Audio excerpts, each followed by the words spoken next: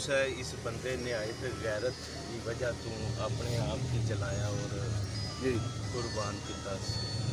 ठीक है, अल्लाह इसकी जन्नत घाल करे, जन्नत फिरदौस अल्लाह पाक अता जी जी। सर इस गलत कदम अगर उठाने का सबब कौन बने?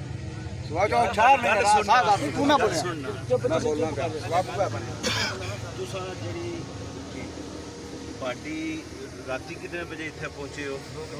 2 बजे पहुंचे हो।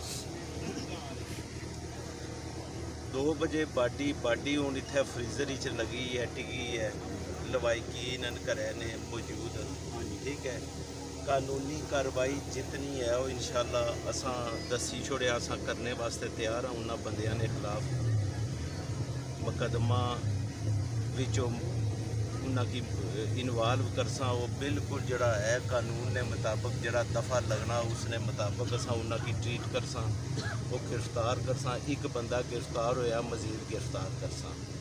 तुसानी जड़ी है तकलीफ कोई बंदा जिस वक्त एक अशरली मौत होवे तो इत्थे आनी तो लाश चुकी तो सौखे तरीके नाल सौखा और रोड पर नहीं रखना, उसकी तकलीफ होनी है। तो वो घरें ने मावां भैणां धियां विचू औलाद विचू लाश चाहिए रोड पर रखना। मी इस चीज़ का एहसास है सौखा या किसी वजह तू मतलब वो बंदा इस तरीके ना रोड पर नहीं आना।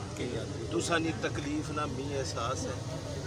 मैं तुसा की रिक्वेस्ट करना तुसा इस पार्टी की ली जाओ, अपने दस्तूर ने मुताबिक उन्हें किसकी दफन करो। ठीक है, मैं इंशाल्लाह कानूनी कार्रवाई ना मैं जिम्मेदार हाँ। मैं DSP हाँ, SDPO हाँ इस हल्के ना, SHO तो बाद मैं जिम्मेदार हाँ। अगर मैं ना करसा तो SP साहब ज़िले विच SP साहब ने, SP साहब तो बाद मैं जिम्मेदार हाँ इस सारी कार्रवाई ना। ठीक है, अगर कार्रवाई ना करसा मैं तुसाना मुजरम हो। ठीक है, एक बड़ी गल सुनी लो, मी एहसास है कि तुसा इसकी इंतहाई दुख करब और तकलीफ नी वजह तू और अपनी गैरत नी वजह तू ये पार्टी इत्थे आंदी है, वरना कोई सौखा पार्टी जड़ी है वो रोड पर नहीं आना। मैं तुसाना भाई हाँ, तुसा ने नाल इस वास्ते थल्ले तुसा ने नाल बैठा। कोई अफसर कोई ऐसी गल नहीं, तुसा दी खिदमत वास्ते असा इत्थे तैनात हाँ। ठीक है, तुसा ने टैक्स ने पैसे नहीं तनख्वाह असा इतने असा कम करने हैं। तुसा ने भाई हाँ, असा तुसा ने हकम नहीं है। तुसा ने भाई हाँ और तुसा ने जड़ा है दुख दर्द तकलीफ की महसूस करने वास्ते असा इतने लगे हैं। जी कानूनी कार्रवाई है उसने मैं तुसा की इंशाल्लाह यकीन दहानी कराना, बंदे गिरफ्तार हो सन और उस सही मानिया चुना कि कानून ने कटहरे खड़सा। ठीक है, तुसा तसल्ली रखो, मेरी गल्लै पर यकीन रखो। ये बाडी नी जाओ घर, जनाजा करो, इसकी दफनाओ। इस बंदे अगे ही बड़ी अजियत तक कींदी है। 23 तारीख वाकया होया सी, 23 तो ही नहीं तो अज कितने 28 हुई गए।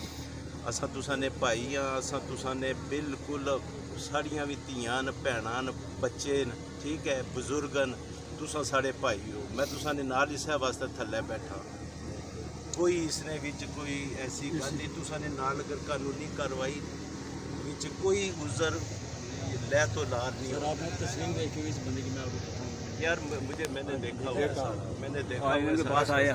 ठीक है सर, मैं इंशाल्लाह आखिरी एक और मेरे रिक्वेस्ट है, जेडे बंदे लिखा रहे हैं ये पर्चे चो निकलेंगे नहीं निकलन लगे क्यों कटसा? मी ये गल दसो, गवाह तुसा हो ना। माड़ी एक गल सुनो भाई, माड़ी गल सुनो, गवाह तुसा हो ना। तुसा कटसो तो निकलसन, असा नहीं निकटने। असा क्यों कटसा? माड़े कड़े सके। बिल्कुल सही है, माड़े कड़े रिश्तेदार हैं जड़े एक धी भैन नी इज्जत या की नीलाम करन या उसकी वजह तो इस बंदे जी खुदकशी की है न कानी तक सौखा बंदा अपने आप की साड़ो हो। कोई नहीं सड़ना, कोई सड़ना है अपने आप की सिरगट लगा रहा। ये थोड़ी जी गल है भाई, धी खड़नी जनाब का मुड़ सौदाबाजी करीदा इस तरीके ने ना नहीं, कोई सौखी जी गल है। मैं भी धियां लाया, कोई सौखा बंदा अपने आप की सड़ना। मेरा दूसरा मुतालबा है, चौकी थाने जाकर शफीक नजर नहीं आना चाहिए। नहीं आवत नजर सर जी विके है यार। मैं ये ठीक है सर, ठीक मेरे मुतलका गल है, ये मेरे मुतलका गल है। मुकदमा तुसा ना जड़ा आ वो भी मेरे मुतलका है, मैं इसना डायरेक्ट जिम्मेदार हाँ। और मी तकलीफ है, दुख है कि तुसा सुबह बैठे हो। ठीक है, मैं तुसा की रिक्वेस्ट करना, तुस जाओ दफन करो इन्ना की। ठीक है अल्लाह इन्ना ना जान चंगा करे अगला, असा तुसा ने नाल ना। और अगर कोई कून कसर तकी है कोई रही तो मैं जिम्मेदार हाँ डायरैक्ट इसना, ना शफीक जिम्मेदार है ना SHO जिम्मेदार है, मैं जिम्मेदार हूँ। ठीक है, मैं तुसा की रिक्वेस्ट करना, कोई बंदा सोखा नहीं सड़ना। नहीं एक मिनट नहीं पता दफा जी लगनी है और सही फिट होनी है वो असा की कापी चाहिए ना और यार कापी विच लगसी ने नाल वाकया कानून ने मुताबिक मुलजमा की सजा दवानी है या नहीं दवानी है। पूरे साथ दवानी है, इन्हें को कापी होनी चाहिए ना। काफी देसा नहीं यार सारा बुलाओ सर सारा सर चौकी थाना ने इतने बुलाओ यार पाने में दे दो ਜਿਹੜੀ ਹੋਣੀ ਹੈ ਨਾ हाँ FIR वाकया कड़ी तारीख में आया 3 तारीख में वाकया ने FIR एक दर्ज होनी है ना उस है विच जराइम नहीं आज़ाद वो मुकदमा मजबूत नहीं पता मुकदमा किस तरह मजबूत होना किस तरह उसने पेश करनी है। ठीक है पर्चा होया ना जो पर्चे विच लगी जैसी भी होर चीज़ हो सी जिसने पोस्टमार्टम कराना पैसी नहीं होनी कराना सर उस काबिल ही नहीं। नहीं काबिल नहीं काबिल। ठीक है अगर अच्छा काबिल हूँ बड़ी गल सुनो SDM साहब मौजूद हैं असा ये अगली गल तुसा नाल बेई ते अलग करीने आ तुसा बाटी नहीं जाओ दवाई की तरफों दरख्वास्त दियो बगैर पोस्टमार्टम ताकि कानूनी ठहरते फिल्म बननी अलग दसो की दसी ये अलग कानूनी प्रोसेस जरा नहीं पूरा हो गया। ठीक है तुसा नहीं सपोर्ट करसा ये कल्चर ये जरा समानी ने विचों खत्म होना चाहिए। बिल्कुल सर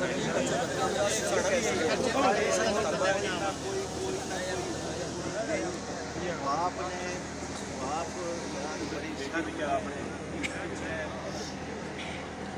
पालने ने बजाय